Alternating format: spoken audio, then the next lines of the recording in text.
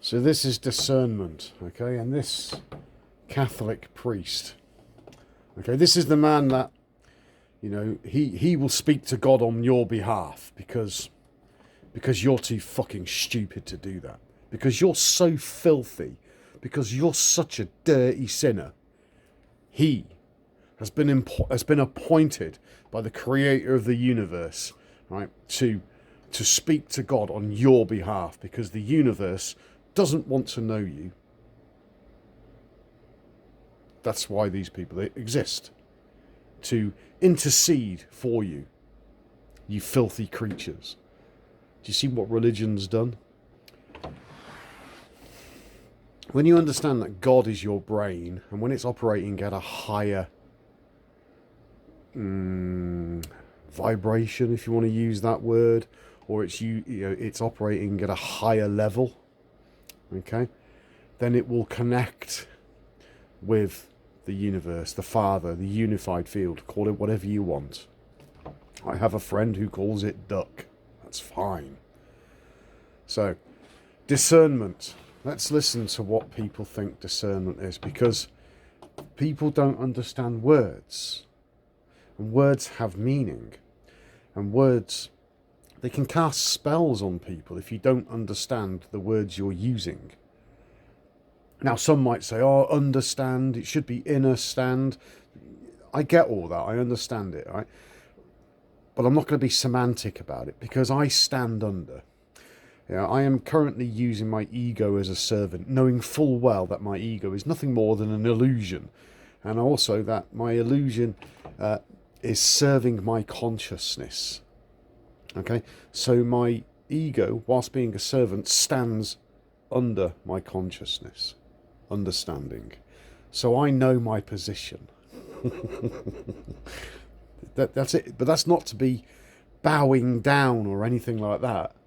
That's not what any of this is about. Anyway, so we'll listen to this chap here.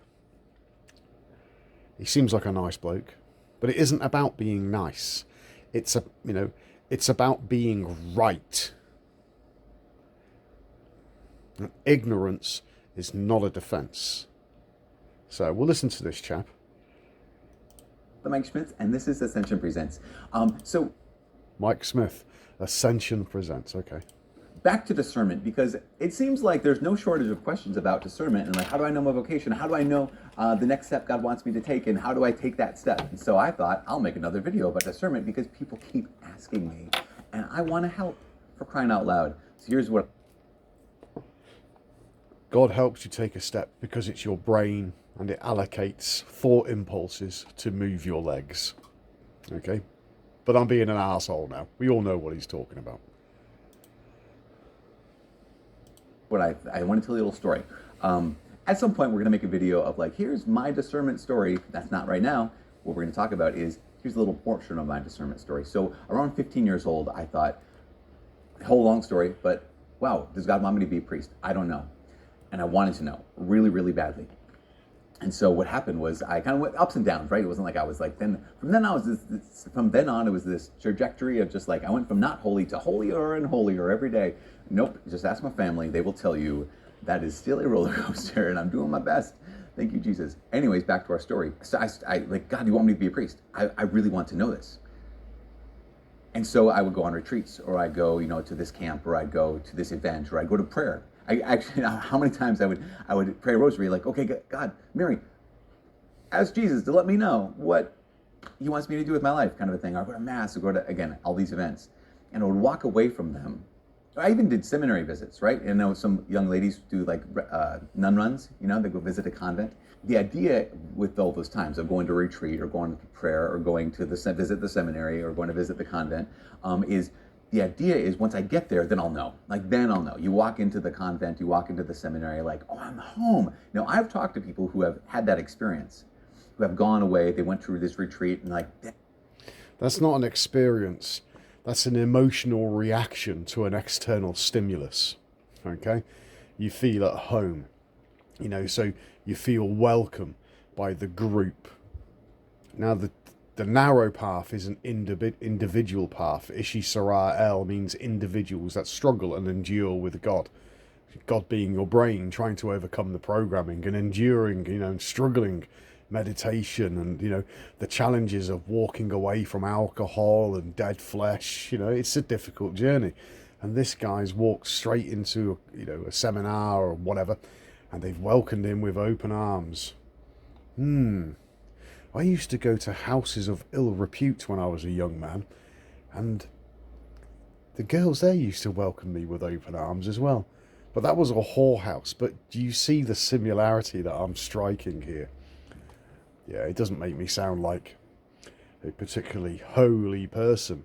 But when you understand that whole means to practice equity, it means your balance is in a state of, your energy is in a state of balance, homeostasis, internal equality. And that's what makes you whole. Okay. But when you have that experience, it's a real experience, and you have that within your very being, inside you, then you don't require the validation of other individuals. Okay, which is what groups thrive on. They validate each other, and they're all patting each other on the back. No, you're the best. No, you're the best. No, you're the best. No, you're the best. And it's all ego driven now. And of course, if you step outside of the group, if you have an opinion that's against the group, then, oh, woe betide you. Right, it's better to walk alone than to walk with arseholes. Trust me. Well, you know this in your own life experience, And when you walk alone, then you can choose people that want to be with you, not because they validate you, but because they value you. And you value them, and that's a beautiful thing. That's the basis for a real relationship, because you're not trying to change anything or change anyone, and you'll try to do right by them. And I'm sure there's difficulties in those things, but they can be overcome. Anyway, let's carry on listening to Mike Smith. And the Lord's conviction of his call for my life was very clear. They went to the convent. Listen, right? You don't have a Lord. If you have a Lord, you're not free, okay? But if you do have a Lord, and he convicts you, doesn't sound good. And they said, this is my community. They went to the seminary and yes, these are my brothers, and I'm going to go wholeheartedly, as they say, full send into the priesthood. That's what the kids are saying these days. Anyways, back to our story once again. So I went to these things, and I walked away not knowing. I walked away with, I still don't know. I remember going to seminary visits, and it was I don't know. And you just said it. When you're listening to people, okay, you practice discernment, and I'll explain what discernment is in a moment, okay? And I'm using Mike Smith as an example. Now, to demonstrate something. Now, he just said, I still don't know. But he's in the uniform with a collar, and he's preaching, and he still doesn't know. Listen, it's about knowing. So you have experience, you have knowledge, then you have experience, and then you have those two combine, and then you have wisdom. So it appears that wisdom is missing. Because if he had wisdom, he wouldn't be in that position, I'll tell you now. Well, I mean, it seems fine. I don't know anybody here. It's I would always go in the winter, and so I was always freezing for whatever reason. And I thought, well, I don't know. Didn't help me. That was worthless. It was wasted. I always kept thinking that these camps, retreats, times of prayer, going to. When you listen to this guy chap, you ask yourself, what part of the brain is he using? Is he using his neocortex to express himself, using sound, logic, and rationale? Or is he operating in the limbic system, using, the way he feels? The observations are, and that he's had of the place and how he feels about the place. Or is he operating in the reptilian system, fight or flight? So clearly he's operating in the limbic system. It's about how something makes him feel at the expense of logic and rationale. The visit were wasted, but they weren't. I was just stupid. They weren't wasted. They were wasted on me. Why? Because. I should just say why? Because. Period. No, they weren't wasted, but they were wasted on me. Why? Because I thought that going to these things would give me the answer, when all they were meant to do is give me more data. Here's what I mean. Have you ever done algebra or had an algebra class where you have to, like, here's the equation you have to solve for x, right? So yeah, here's all the data, and you solve for x if you have enough data. But if you have insufficient data, you can't yet solve for x, because there's x, there's y, there's w, there's z, there's r, whatever. And if they're also unknown variables, then you can't actually solve for x until you find out what those other variables are. And so to solve the problem, solve for x, you have to get more data. Okay, what is w? What is y? What is r? Finding out what r is, finding out what w is, that's not wasted because you didn't find out what x was. It's gain because you got more data. Now you're closer to solving for x. What I didn't realize was, if you go to talk to your vocation director, or you go to visit the convent, or you go to that prayer, whatever the thing is, that's not where you're going to find the answer necessarily, but it is where you're going to get more data. And you can use that data to say, okay, I thought seminary was like this. Now I realize, oh, it's slightly different than what I thought. I thought religious life would be like this. It's slightly different than what I thought. And I haven't yet even mentioned dating and marriage. So even in dating and marriage, you could say, like, I thought if I went on that one date, I would know for sure. Like, no, now you have more data, so you can discern, do I need to get more data, or do I know what I need to know about this person I'm dating right now? You know what I'm saying? Here's my invitation for all people who are stressed out by the reality that they're in the stage of life. Right, okay. Now he's saying that data, so data is knowledge. All right, so that's it. So he's had input from the physical realm, and now it's in his head as knowledge. So when it's in there, it's metaphysical. Okay? Life called discernment of their vocation. If you just desperately want the answer, but God is not revealing the answer, maybe what you don't need is an answer. Maybe you just need more data.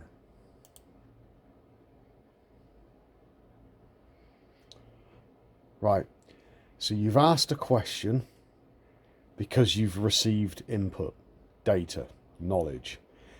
But the question has not been answered. So you then need more data. Right, okay, I can deal with that. But his question has still not been answered. So he's going out there and he's collecting more and more knowledge. The world is full of knowledgeable people. There's a passage in the Bible, and God says, trust no man. Okay? Remember that. I'll bring it up at the end. So where can you get more data? If you're discerning marriage and there's someone that you're interested in, finding out more data about them, I'm not recommending stalking anybody. I'm recommending talking to some people, right? To the person that maybe you're interested in, to see that would give you more data. Do I really want to pursue a relationship? If the answer is yes, then get even more data. When it comes to priesthood, religious life, get more data. Consecrated single life, just get more data. That means talking to people. That means maybe you're picking up some books. That also can mean going on visits. All of those things could potentially give you an answer. Potentially give you an answer. Right, he started this off, the key to discernment, and he's nearly finished in it, right? With potentially could give you an answer. Right, this is an example of somebody who is using limbic-led, emotionally driven circular reasoning, and it just goes round and round and round. You've got all this knowledge, but you've still got no answers. But all of those things will definitely give you more data. To give you more data. I'm fucking sick of data. Look, listen.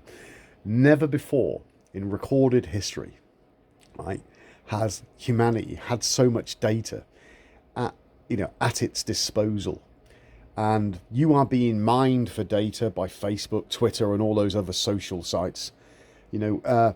We can get information about pretty much anything you want. You can type something random into Google and then start learning, and you've got a head full of knowledge.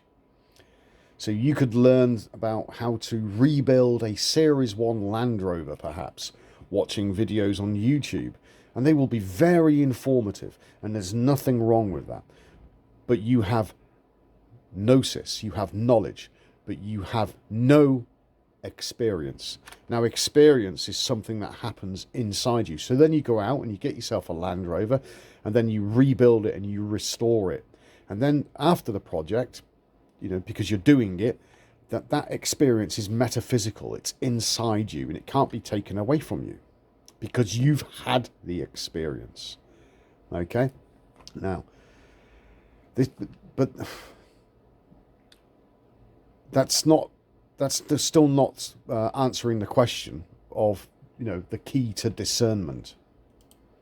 So hang on. If you had rebuilt a Land Rover and you met somebody that talks about rebuilding a Land Rover but hasn't done it, you will discern very quickly with zero thought that this other guy hasn't got a fucking clue. In the middle of discernment, you don't have an answer, don't worry, just get more data. That's what I got from all this Discernment Presents. My name is Father Mike. Utterly worthless. Worthless. He's taught nobody anything. How many up? So he's got 66,837 views. 3,500 people clicked up and 12 clicked down. Now let me show you something. The 12 that click down are the people that can discern. And the 3,500 people that clicked like, they can't discern because the man never answered the question. Right, in biblical, when you're reading the Bible, it's a spiritual book. It's about consciousness, generally higher consciousness. So when it says, trust no man, you can look at that in two ways. You can look at that in the physical. In other words, don't trust anybody else. Find out for yourself. Get the knowledge, get the experience. Then you'll be able to discern a situation. The other side of it is, the higher perspective is that when God says, trust no man, he's telling you to don't even trust your own intellect. The character Jesus said, judge not, or you will be judged. So when you're looking at something, and you're trying to decide if it's good or bad, then the mind's in there, and the mind is influenced by its own story. So you might think that religion's good, and you will naturally be biased to saying it's good. So therefore, your discernment is compromised. By the same token, I know for a fact that religion is Satan's masterpiece. It's utter fucking garbage, as demonstrated by this moron. So, but then again, I'm biased. But I'm biased because I practice discernment. And I'll explain to you very quickly and very simply what discernment is. Right? And there's no circular reasoning. So I go on to the internet and I type in discernment, etymology, or the meaning. Online etymology dictionary. Discernment, 1580s. Keenness. So keen, it means you're sharp. Of intellectual perception.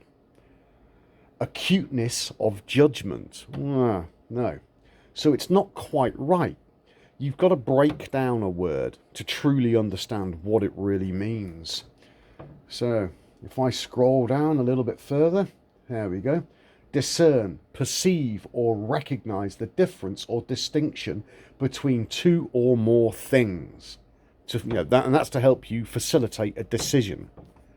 Also, distinguish an object with the eyes, see distinctly, to behold. Also, perceive rationally and to understand. From the 14th century, from the old French discerner, distinguish between and separate by sifting, and directly from Latin discernere, to separate, to set apart, to divide, to distribute, to distinguish. Now, the character Jesus, which is your own higher consciousness, which operates out of the neocortex, inside the brain, which is your God. And when it's running efficiently, you can assign the energy. So if you want to be, if you want to express anger, then you can go into the limbic system. If you want to express, feelings of affection, then you can express that using your limbic system. You can also blend the two, where you could use affection and logic and rationale in tune with emotions, to express yourself. And it's a wonderful thing, especially when you're in charge of the processes. Now, there are other times where you feel that the situation is uncomfortable, which happens in life, and you might want to withdraw from that so you can think about things and just let things calm down. Right, now we're getting somewhere. Right, so from Latin, to discernere, to separate, to set apart, to divide. Now Jesus said, I come to bring division. Get it? So discern-ment. Ment means mind. So when you understand the root, the original meaning of the word, means to set apart, to divide, to separate. It means to set apart, to divide the mind, to put the mind to the side. When you are practicing discernment, you're not thinking. You are using an open mind. Because when you're thinking, the mind's not open. So you're using an open mind to discern a situation. And the reason you practice discernment, the setting apart of the mind, is to figure out, without using the mind, what is the best way to respond. Because when you use the mind, you have a tendency to react. And we don't want to repeat the act of the mind. That's karma. You want to break those cycles. So discernment is setting apart the mind so you, the observer, can observe a situation as it pans out, and you can allow all the information that's being sown in the physical to be reaped in the metaphysical. And then because you've stepped back from the situation, you haven't got any skin in the game. And that's when the right or the correct course of action can be pursued. Now, this is something that you learn as well, and mistakes will happen because that's life. It's not perfect, but it is far better than circular reasoning, which is what the mind does, as demonstrated by our holy priest, who is a worker of iniquity, imbalance, and you can see that just by listening to him. So discernment is putting the mind aside. When you practice meditation, that's hardcore discernment, because you're getting the mind behind you and it's out the way. When the mind is behind you, remember Jesus, get behind me, Satan. Satan means adversary. It's adversarial to higher consciousness. So when it's behind you, it is not leading you. It becomes a follower. So if the mind is then becomes a follower, then who are you? Everyone's looking, these people are looking outside. You've mentioned it. Oh, help me, Jesus. Jesus is in you. It's inside you. It's a part of you, and everyone rejects it because they don't understand simple wisdom. This stuff's simple. Children do it. It's so simple. It's natural. But as you grow older, the mind sets itself up in the holy place and thinks it's God when it's not.